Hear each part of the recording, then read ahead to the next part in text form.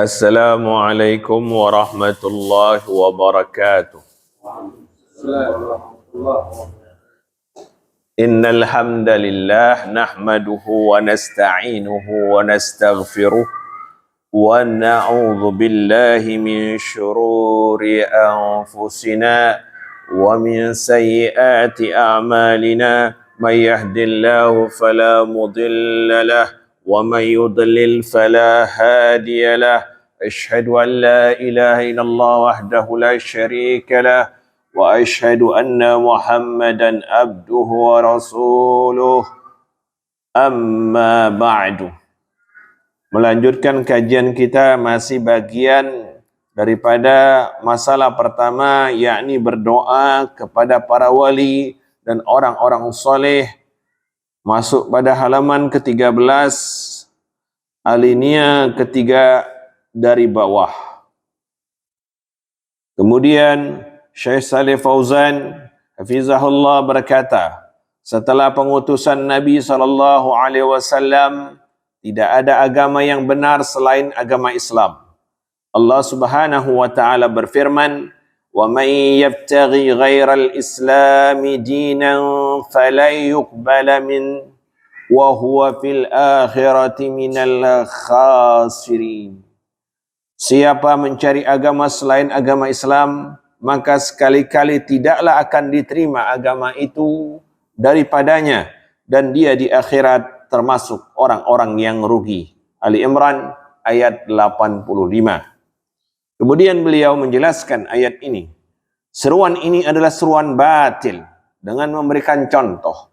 Sekarang untuk mempromosikannya, yakni telah diadakannya seminar-seminar dan dialog-dialog yang menghabiskan banyak dana untuk mendekatkan antar agama, yang kemudian dikenal dengan istilah dialog antar agama. Jadi untuk mengaburkan daripada agama yang diterima Allah Subhanahu wa taala, yakni al-Islam, maka propaganda yang dilakukan Yahudi dan Nasrani mengadakan dialog antar agama. Dialog ini diadakan di berbagai seminar-seminar, perguruan tinggi, kemudian untuk mengaburkan bahwasanya hanya Islam agama yang diterima oleh Allah Subhanahu wa taala. Dialog agama ini dengan tujuan menghancurkan akidah kaum muslimin, dikenal dengan istilah dalam ilmu tauhid, yakni wahdatul adyan, yaitu penyatuan agama. Makanya kita dapati mereka ketika melakukan hal ini, mereka memulai sesuatu yang secara bersama-sama, yang padahal sesuatu yang bersama-sama itu tidak bisa dilakukan kecuali dengan cara agama yang telah dianut masing-masing, seperti contohnya doa bersama. Kemudian mengheningkan cipta dan yang lainnya. Dan semua jenis doa-doa mengheningkan cipta adalah bertasabbuh dengan orang-orang yang sebagiannya mengheningkan cipta itu datang dari orang-orang komunis. Bahkan Cina saja, negeri komunis, kalau mereka berdoa, mereka memulainya dengan mengheningkan cipta. Tentunya ini adalah hal yang sangat berbahaya. Kemudian ditiru oleh bangsa kita yang notabene kaum musliminnya mayoritas. Kemudian dialog antar keimanan dan kekafiran. Jadi dialog agama ini, Syekh Fauzan mengatakan, adalah dialog antara keimanan dan kekafiran. Kemudian antara syirik dan tauhid, antara musuh-musuh Allah Ta'ala dan wali-wali Allah Ta'ala. Jadi bukanlah dialog, tidak ada dialog antara syirik dengan tauhid, tidak ada. Tidak ada dialog antara keimanan dengan kekafiran, karena kedua-duanya kutub yang berbeda, yang kontradiktif. Tidak bisa diadakan dialog di dalam. Kemudian dialog antara musuh-musuh Allah dengan wali-wali Allah, yakni orang-orang yang memerangi agama Allah Subhanahu wa taala dan orang-orang yang mendakwahkan agama Allah Subhanahu wa taala. Ini dialog yang batil, yang tidak boleh diselenggarakan, dan di dalamnya ada intrik dan maksud-maksud jahat dari kaum Yahudi dan Nasrani dengan tujuan umat Islam melempem, melembut, kemudian ikut kepada cara mereka dan mengikuti berbagai macam apa yang disepakati di dalam dialog-dialog itu. Kemudian mereka kehilangan gairahnya, semangat agamanya. Kemudian pada halaman 14, Syekh Abdul Wahab rahimahullah berkata, karenanya disyariatkan jihad. Beliau mengatakan dalam matan kitab Masail Jahiliyah, wali ajliha syuri'al jihad, karenanya disyariatkan jihad. Mengapa jihad disyariatkan? Karena Allah Ta'ala berfirman, وَقَاتِلُهُمْ حَتَّى لَا تَكُونَ فِتْنَةٌ وَيَكُونَ الدِّينُ كُلُّهُ لِلَّهِ. Ini adalah ayat yang berisi perintah kepada orang yang beriman, وَقَاتِلُهُمْ, perangilah mereka. Hatta la takuna fitnatu, agar tidak ada lagi fitnah. Apa fitnah yang terbesar? Ialah syirik kepada Allah Jalla wa Ala.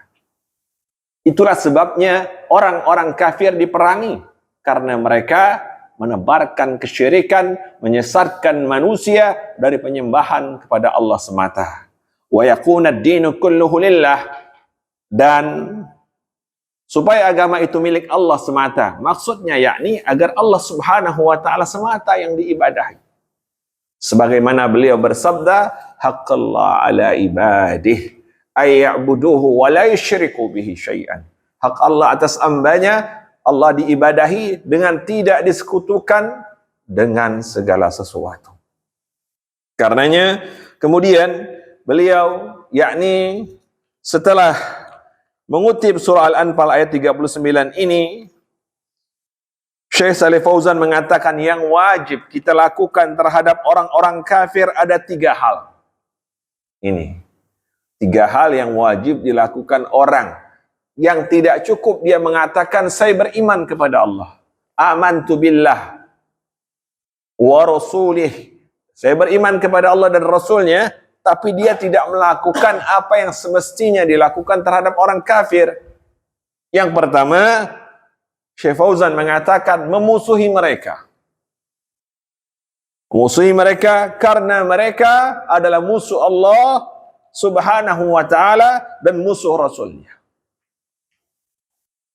Bagaimana kemudian dikatakan seseorang beriman sedang mereka bergandengan tangan dengan orang yang memerangi agama Allah dan agama Rasulnya, menyebarkan ajaran-ajaran kesyirikan, menyebarkan berbagai macam bid'ah-bid'ah. Kemudian mereka bergandengan tangan yang mengatakan kita saudara sebangsa. Perkataan-perkataan seperti ini mengaburkan siapa musuh dan siapa orang yang beriman. Mengapa hal ini perlu tegas? Karena mereka berlaku sedemikian. Lihat ketika Rasulullah Sallallahu Alaihi Wasallam dalam hijrahnya ditargetkan dengan 100 unta. Siapa yang mendapatkan kepala Rasulullah atau mendapatkannya dalam keadaan hidup atau mati? Apakah kemudian kita saling bergandengan tangan dengan orang yang menghalalkan kepala Rasulullah Sallallahu Alaihi Wasallam? Apakah kemudian kita menghalalkan bergandengan tangan dengan mereka yang menghalalkan LGBT? Mereka memelangi syariat Allah, nikah. Wajib bagi kita memusuhi mereka. Kita memusuhi mereka karena akidah mereka, bukan karena orangnya. Kullu muslim alal muslim haramun. Setiap muslim atas muslim lainnya haram. Damuhu, darahnya. Wa irduhu, kehormatannya. Wa maluhu, dan hartanya. Makanya wajib dijaga itu antara muslim dengan muslim lainnya. Tidak boleh ditumpahkan darahnya, tidak boleh diburukkan namanya, sebagaimana yang terjadi dalam kontestan pemilu. Muslim dengan Muslim saling menjatuhkan. Wa irduhu, kehormatannya nggak boleh dijatuhkan. Aib-aibnya dibuka. Kemudian wa maluhu, dan hartanya tidak boleh. Adapun kepada selainnya, maka boleh darahnya ditumpahkan. Boleh kehormatannya dijatuhkan. Boleh hartanya menjadi ghanimah, harta rampasan perang. Ada orang yang kafir, yang memusuhi agama Allah Subhanahu wa ta'ala. Yang kedua, Syekh Fauzan berkata, mengajak mereka agar beriman dan mengikuti Rasulullah sallallahu alaihi wasallam. Setelah jelas permusuhan kita dengan orang kafir, bukan langsung kita memerangi mereka dengan senjata. Tapi kita diperintah untuk berdakwah, mengajak mereka kepada agama Allah Subhanahu wa ta'ala sebagaimana para nabi dan rasul. Laqad ba'asna fi kulli ummatir rasulan an i'budullah wajtanibut taghut. Sungguh telah diutus kepada para umat terdahulu, para nabi dan rasul, an i'budullah, agar hanya Allah saja yang diibadahi, wajtanibut taghut, agar menjauhi segala bentuk penyembahan kepada selain Allah Jalla wa'ala. Jadi mengajak. Gimana cara mengajaknya? Sebagaimana mereka telah mengikuti cara-cara kita mengajak pada agama mereka. Program kristenisasi dengan uang. Maka beliau pun membujuk kaum daripada mu'allab, diberi harta ghanimah. Lebih awal mereka diberi. Maka kita bisa membujuk mereka dengan harta kita. Perjuangan dalam masalah ini orang-orang susah. Jangan pula kemudian kaum muslimin sebagaimana di kampung sawah bertopi, kemudian pakai kain sarung, datang ke gereja-gereja. Karena berhasilnya mereka mendompleng metode kita di dalam cara mengajak orang kepada agamanya. Bimalihi, dengan hartanya, wa nafsihi, dengan jiwa kita. Maka dikedepankan harta. Jangan ditumpahkan darah terlebih dahulu. Maka harta dikeluarkan. Ajak mereka kepada agama Allah. Bikin sekolah-sekolah gratis untuk kaum muslimin. Ini kaum muslimin bikin sekolah. Mahalnya na'udzubillah. Kemudian kaum kafir bikin sekolah gratis. Katanya ngikut sunnah, tapi terbalik. Bisnis dikedepankan, bukan dakwah dikedepankan. Bilal bin Rabah itu budak. Jika Bilal itu harus masuk madrasah Rasulullah SAW, berapa biayanya sekarang? Ustadz yang dokter aja sekolahnya mahal. Ustadz yang gelarnya dokter bikin sekolah mahal. Rasulullah bikin sekolah gratis. Makanya Bilal masuk. Khabbab bin Arab masuk. Orang-orang yang miskin pada masuk. Agama Islam. Tertarik dengan dakwah beliau. Datang Badui. Minta sal yang beliau pakai ditarik dari leher beliau. Kemudian berbekas merah. Beliau tersenyum dikasih. Kemudian datang Badui lainnya, meminta harta Nabi SAW, gembalaan.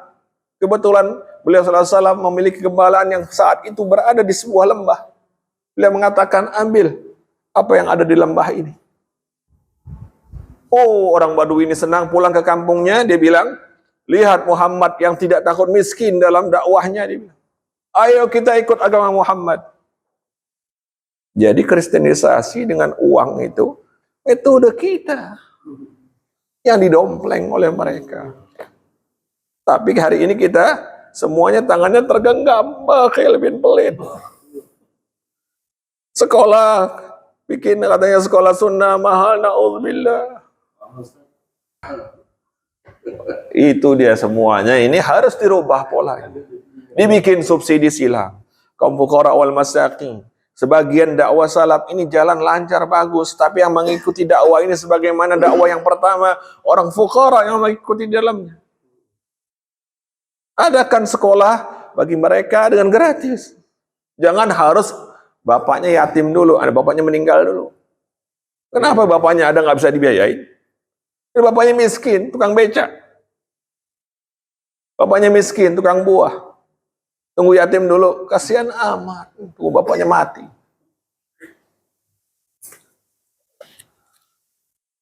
Kemudian, yang ketiga, yang dilakukan semestinya oleh orang-orang yang beriman terhadap orang kafir, yakni memerangi mereka jika dakwah yang telah disampaikan justru mereka memusuhinya. Mereka mengolok-oloknya. Mereka melakukan perlawanan sebagaimana dialami Rasulullah sallallahu alaihi wasallam di Makkah Al-Mukarramah. Kemudian beliau hijrah sebagaimana yang dialami Ibrahim alaihissalam. Kemudian beliau ingin dipanggang di dalam api oleh ayahnya sendiri. Orang kafir nggak belas kasihan. Sebagaimana dialami Masitah, anaknya dan suami. Fir'aun laknatullah tidak balas kasihan, memasukkan saja menggoreng, tiba-tiba datang orang muslim. Jangan kita kafirkan orang Yahudi, orang Nasrani, orang Hindu, orang Buddha. Na'udzubillah summa na'udzubillah. Kalau Anda tidak kafirkan Islam mereka, jangan kita dakwahi mereka sudah punya agama. Na'udzubillah summa na'udzubillah. Bagaimana tugas Nabi dan Rasul akan sampai ke kita kalau hati mereka seperti hati kita? Dakwah ini bukan dengan perasaan, bukan dengan birra'yu, dengan akal, bil wahyu, dengan wahyu. Kemudian memerangi mereka setelah mereka menolak seruan. Kemudian maka wajib dilakukan adalah berjihad dan memerangi mereka sebagaimana Allah Subhanahu wa taala berfirman di dalam surah Al-Anfal ayat 39, wa qatiluhum hatta la takuna fitnatu wa yakuna ad-dinu kulluhu lillah. Dan perangilah mereka supaya jangan ada fitnah dan supaya agama itu semata-mata untuk Allah. Al-Anfal 39. Jadi, kalau orang memusuhi Islam, atau orang Islam tidak senang dengan jihad, betapa banyaknya ayat yang harus dia hapus dalam Al-Quran. Kalau beriman dengan sebagian, ingkar dengan sebagian, masuk kategori ingkar keseluruhan. Kafir. Jadi, apa tu'minuna bi ba'dil kitab? Apa kamu beriman? Wa taghfuruna bi ba'd?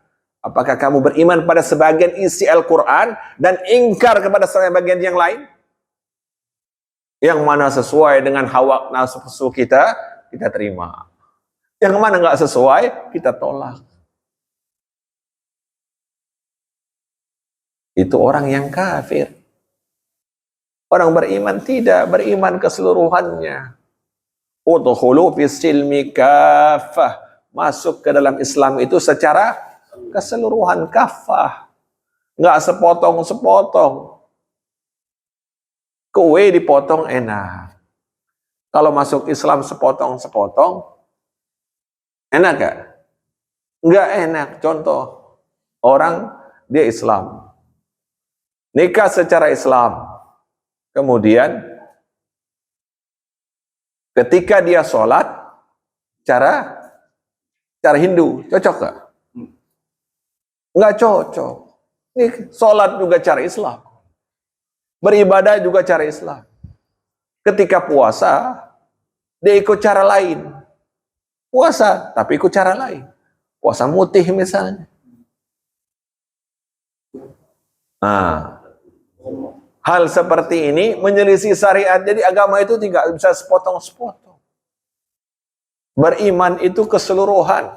Yang kita senang maupun tidak kita senang. Kalau betul kita beriman kepada Al-Quran, beriman kepada kitab-kitab. Kemudian yang terakhir, kaum muslimin harus memerangi mereka jika kaum muslimin kuasa melakukan peperangan. Seperti yang difirmankan Allah Ta'ala dalam surah At-Taubah ayat 5, faqtulul musyrikina, maka bunuhlah orang-orang musyrik itu, haitsu wajadtumuhum, yakni ketika kamu menjumpai mereka, wa khudhuhum, dan tangkaplah mereka, wahsuruhum waq'udu lahum kulla marsad, kepunglah mereka dan intailah di tempat pengintaian. At-Taubah ayat 5. Allah Jalla wa'ala memerintahkan semua dengan bahasa kata kerja perintah, yakni faqtulul musyrikin, bunuhlah orang musyrik. Kenapa orang musyrik boleh ditumpahkan darahnya? Jadi pertanyaan, maka tersebab mereka membuat kerusakan sebesar-besarnya. Innasyirka lazulmun adzim. Sebagaimana wasiat Luqmanul Hakim kepada anaknya. Innasyirka lazulmun adzim. Sesungguhnya menyekutukan Allah adalah sebab kezaliman terbesar. Jadi zalim itu bertingkat-tingkat. Orang yang tidak bayar hutang zalim. Orang yang tidak memberikan hak istrinya, istri tidak memberikan hak suaminya, zalim. Tapi sebesar-besar kezaliman, menyekutukan Allah Subhanahu wa ta'ala, yang karenanya tidak terjaga darahnya, kehormatannya, dan hartanya. Maka perintah membunuh orang musyrik jika kaum muslimin memiliki kekuatan, sebagaimana ketika beliau sallallahu alaihi wasallam telah berada di Madinah, maka syariat perang itu turun atas beliau. Sebelumnya ketika di Mekah tidak memiliki kekuatan, malah yang kuat adalah orang musyrik, maka kaum muslimin tidak memerangi mereka secara fisik. Namun kaum muslimin memerangi mereka secara ghazul fikr, perang pemikiran, perang akidah. Jadi dicuci otak yang dari musyrik itu menjadi bertauhid. Begitu. Adapun di negeri kita kaum muslimin, sebagian kita sudah orang-orang yang alhamdulillah bertauhid, dan sebagian kita orang-orang musyrik. Dan keadaan di Indonesia ada dua keadaan orang kafir. Ada kafir zimmi, ada kafir harbi. Kafir zimmi, yakni orang kafir yang mengadakan perjanjian damai dengan kita dan kita haram memerangi mereka. Kemudian kafir harbi adalah orang-orang yang memerangi. Mereka bersembunyi di balik berbagai institusi, musuhi secara terprogram memerangi kaum muslimin, dan mereka itu ada bergerak di bawah tanah. Ya, karena itu api jihad tidak boleh padam. Jika api jihad itu padam, maka akan runtuhlah daripada ajaran tauhid ini. Ajaran tauhid ini ditegakkan setelah dakwah itu tidak memberikan pengaruh kepada kaum yang berbuat kesyirikan kepada Allah Subhanahu wa ta'ala.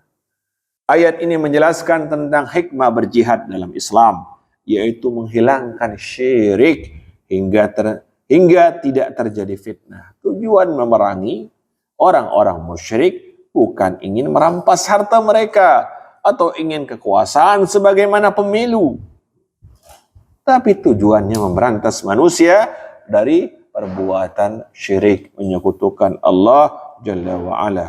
Yang dimaksud adalah fitnah adalah syirik. Syekh Fauzan mengatakan demikian, atau hingga tidak ada lagi syirik dan hanya agama milik Allah Ta'ala yang ada. Inilah tujuan dari jihad itu.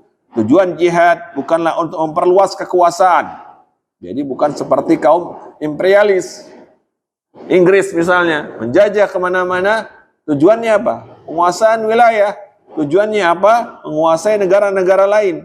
Tujuannya apa? Menguasai harta kekayaan negara-negara. Itu mah perampok. Kemudian bukan itu tujuan jihad, tetapi tujuannya adalah meninggikan kalimat Allah dan menghilangkan syirik dari muka bumi. Inilah tujuan utamanya. Begitu juga tujuan jihad dalam Islam bukan mempertahankan diri. Ini ada mengatakan mempertahankan diri. Jadi karena kita diserang, kita mempertahankan diri. Tidak demikian. Tujuannya adalah agar manusia selamat dari segala macam penyembahan kepada selain Allah Subhanahu wa taala. Allah taala berfirman, "Wa qatiluhum hatta la takuna fitnatu wa yakuna ad-dinu kulluhu lillah." Ini ada ayat diulang-ulang oleh Syekh Fauzan terkait dengan masalah fitnah. Kenapa kita disyariatkan perang? Fitnah yang dimaksud ialah kesyirikan. Kemudian menjelaskan dia halaman 15, inilah tujuan perang. Maka perang dalam Islam ada dua macam tujuannya, yakni pertama, perang untuk mempertahankan diri tatkala kaum muslimin lemah, sebagaimana kondisi di Mekah.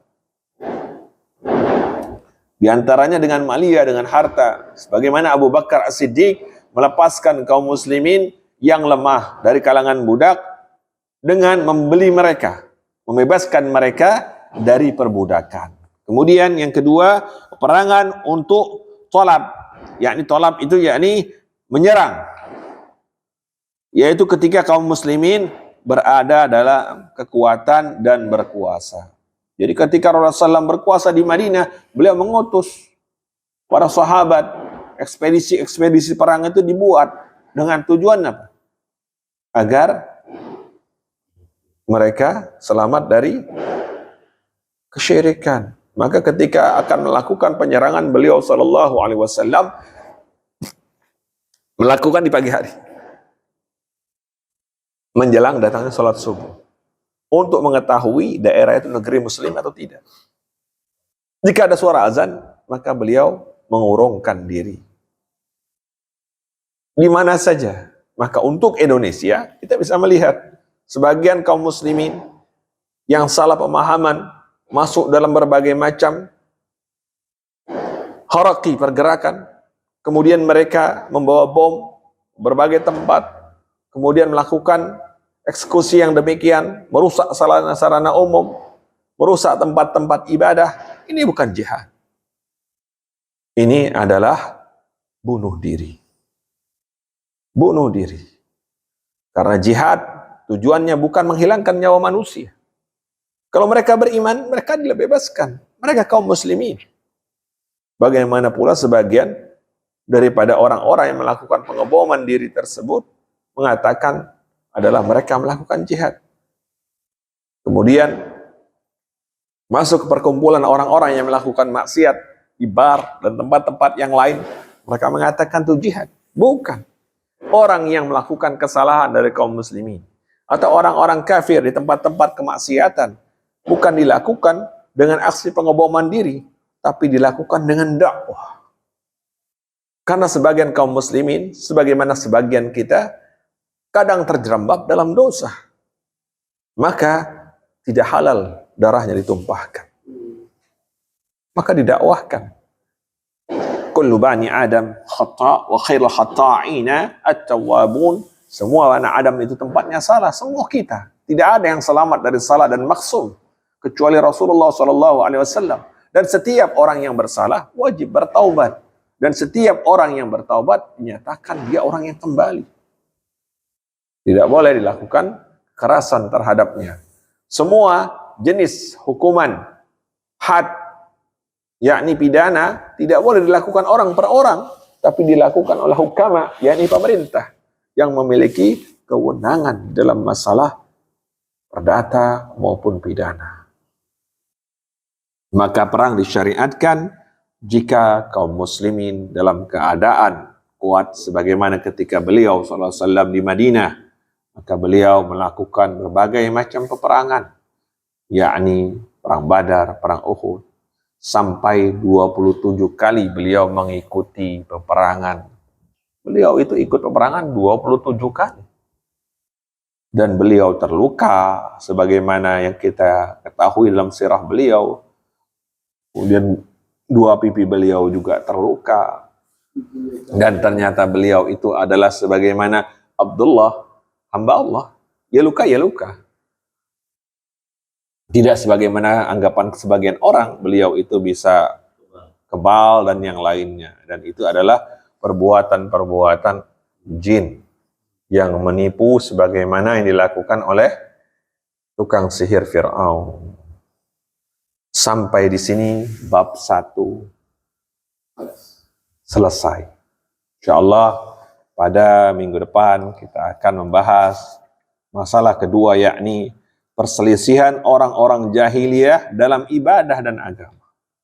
Di mana mereka berselisih? Maka bahasan ini akan kita bahas insyaallah dalam pertemuan di minggu yang akan datang. Subhanakallahumma wa bihamdik asyhadu an la ilaha illa anta astaghfiruka wa atubu ilaik. Assalamualaikum warahmatullahi wabarakatuh. Waalaikumsalam warahmatullahi wabarakatuh.